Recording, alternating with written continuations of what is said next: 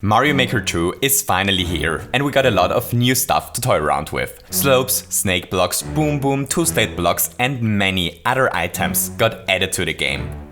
But are those items any good? How useful and well implemented are the new items really? Which item is the best new addition and which one adds the least to the game? Well, today we're going to finally answer these eternal questions, because today we're not only going to review the new obstacles and discuss how useful and well implemented they are, but we will also give each one a score that determines how good they are objectively, in my opinion. So you ready?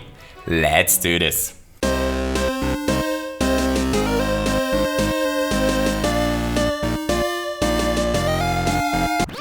Okay, so first things first, we're going to rate the new items on a scale from 1 to 5 fuzzies. The more fuzzies an item gets, the better it is, obviously. Also, we're only going to take a look at the items that were added to the original 4 game styles, since 3D World is so fundamentally different that I don't feel comfortable to talk about it yet. Alright, so let's start with the snake blocks. So those are kind of a mixed bag. First, they're obviously really cool items when used in the intended way, and they allow for a lot of really interesting stages to be created. But there is also a lot of wasted potential here in my opinion. So first, I'm not so pleased with the fact that snake blocks can't travel over ground blocks. That makes them a bit awkward to use for contraptions. If we, for example, want a snake block to explode a poor and innocent bomb, then we can't just have the snake block travel towards it like, for example, a block on tracks would do. Second, I really miss the option to have snake blocks loop forever. As it is now, they always drop down as soon as they travel to the last tile. And thirdly, it would have been really cool if there was an option to have the snake blocks travel as soon as they get loaded, without the need of Mario touching it. But on the other side, there are a couple of really interesting things that can be done with them. First, they work excellently as timers, as seen here. Here Mario activates a snake block and then he has to wait until the snake block kills an enemy at the top and triggers a P-switch. That's a really cool new timer setup. And best of all, it's a timer setup that flawlessly works in the 3D World style. So that's something. The other really cool thing is that they push items that are in front of them, which is something we couldn't do as easy before. They're great in general when it comes to swapping the position of items. So I'd say they're overall a really decent addition with a couple of unfortunate limitations. Therefore, let's score them with 3 out of 5 fuzzies. Next up, Boom Boom. So Boom Boom isn't the most exciting new thing at first glance, but I'm really glad that Nintendo was able to get him under contract for Mario Maker 2 nonetheless. The first Mario Maker really lacked simple enemies for boss encounters, and Boom Boom really helps fixing this. His moveset is very simple, but I kinda like that. Boom Boom on his own just doesn't do much, but the interesting challenge here is coming up with interesting arenas to fight him, and a simple moveset is actually preferable for this. His winged form is also really interesting to fight, and I really like that he got his own enemy limit, meaning that we can have 5 Boom Booms in a level and can still add 3 Bowsers if we feel like it. While Boom Boom might not be the most exciting addition at first glance, I believe that he will really add a lot to the game in the long run. Therefore, let's score Boom Boom 4 fuzzies. Hooray! So the Angry Sun is next. Thanks, I hate it. It doesn't go into pipes. We can only have one of them. The position of the sun is always fixed on screen. Doesn't interact with most items in the game. It's rather meh how Nintendo implemented the poor sun. I start to understand why it's so angry. There are only 2 small things that save the Angry Sun from not getting a single fuzzy at all. First, the fact that its position is relative to the camera and not to the game world is at least slightly interesting, and it's something we haven't seen before. And second, it ignites bob-ombs, which might prove useful for a couple of super specific use cases. Therefore, the final amount of fuzzies that the Angry Sun gets from me is 2. Don't you look at me like this, Sun. That's really not my fault. So here Mario finds himself in the middle of one of Bowser's many castles. But, what is he doing here? I thought that's an item review video. Well, since we're already here, so at first glance everything appears to be quite normal here. It's just a long corridor filled with lava. But what is this? This question block suddenly decided to drop its content as soon as Mario got close. How is this possible? There is nothing that triggers the question block. To make matters even weirder, the ceiling here starts to collapse as soon as Mario walks below it. Oh no, what a troll level. And now our poor plumber is entrapped in this room. The only thing in this room are a couple of blasters and an arrow telling Mario to jump towards them. Looks like Mario decided to follow the science command. I mean, why not? What could possibly go wrong when jumping towards... Oh, he died.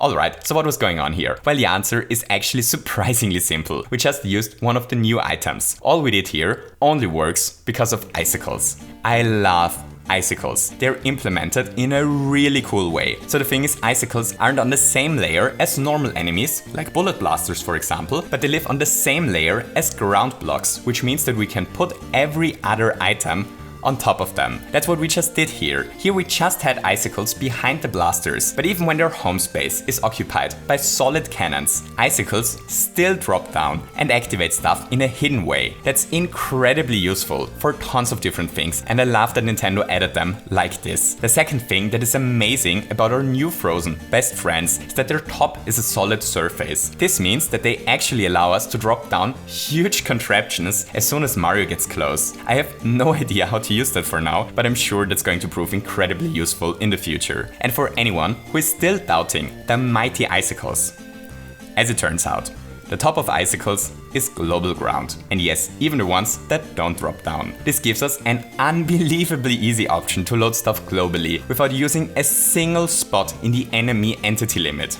So what is the final score for icicles? Well, 5 out of 5 Fuzzies, of course. They're one of those items that I wasn't too excited about when I first learned that they would be in the game, but the way they were implemented makes me really love them.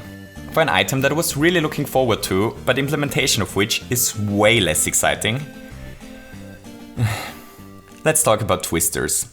I'm a bit disappointed by how they work. First, twisters don't follow the normal enemy rules for some super strange reasons. We can't put them into question blocks, they don't go into pipes, we can't stack them, they refuse to stick to tracks, they don't go into Lakitu clouds, and so on. Basically, there is nothing we can do with them, but to put them somewhere on the ground. There isn't even a big form or a variation that sucks items and Mario towards it instead of spitting them away. The second thing that I don't like about them is that we can't change the orientation. They would be so much more interesting if it was possible to have them blow wind from the left to the right or from the top to the bottom. I've honestly no idea why they're so underdeveloped. They're still a great addition to the game and they're going to be super useful for tons of different things, but I can't help myself.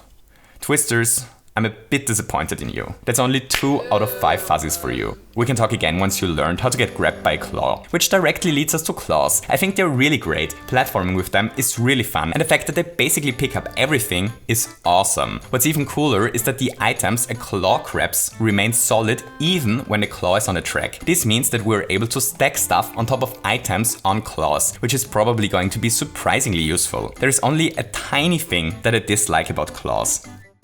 They don't grab boos. Boo! No, I'm kidding. They would be much easier to use if they had their own background layer. As it is now, they are on the basic item layer, which means that it isn't possible to put anything at the same space as the claw. Since those things are huge, it's probably going to be a bit tricky to fit those into contraptions. But overall, I think they're really great. As for the score, well, I'm a bit torn here. I really love them, but the background layer thing just prevents me from giving them a perfect score. So I actually plan to go with 4.5 Fuzzies here. But the more I think about it, I don't know. I just can't get myself to cut a wonderful Fuzzy in half. So it's 4 Fuzzies for the claws. Next, let's talk about big coins. They exist.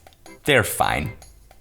3 Fuzzies. So let's talk about slopes. So I have a confession to make. I never really cared much for slopes in Super Mario Maker. Maybe it's something personal, but I don't know. I never felt like slopes would be that useful. So I have to admit, I've been incredibly wrong. It's unbelievable how much slopes add to the game and how much they make the different levels look and feel different. They add so much flair to the levels, it's absurd. I also really enjoy the sliding mechanics. Now that I had a bit of time to tinker around with them, I honestly think they're one of the greatest new additions to the game. That's an easy, perfect 5 Fuzzy score here.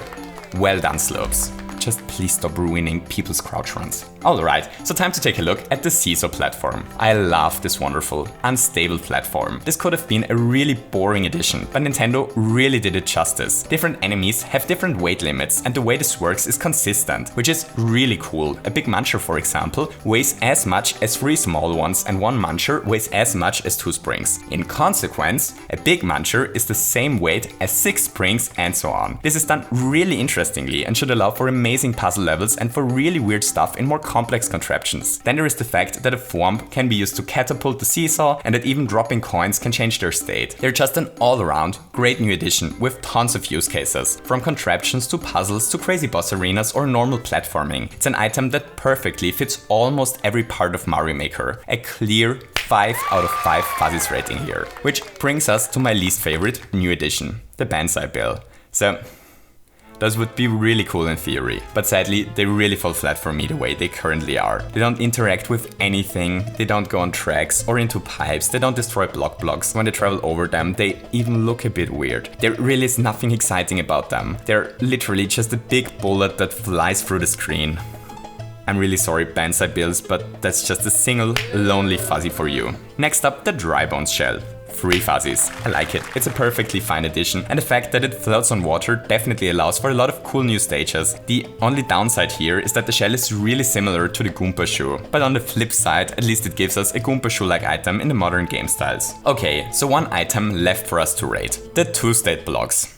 Well, holy Fuzzy, those are amazing. They add so much to the game, it's absurd. Already the dotted line blocks on their own are an unbelievably great addition, but the fact that they allow us to change the direction of conveyor belts and that we can use them for railway switches just makes them the best addition to the game in my opinion. It's so bonkers how powerful those are, and Nintendo implemented them in the best possible way. Everything interacts with them. They work globally, they work in between subworlds. Dotted line blocks are part of the ground entities limit, which means we basically never have to worry about running out of them, and they are globally loaded as well. They spawn block, they destroy enemies in front of them. They're honestly as good as Mario Maker editions get in my opinion. I even thought about giving them 6 out of 5 wonderful Fuzzies to really point out how incredibly well done they are.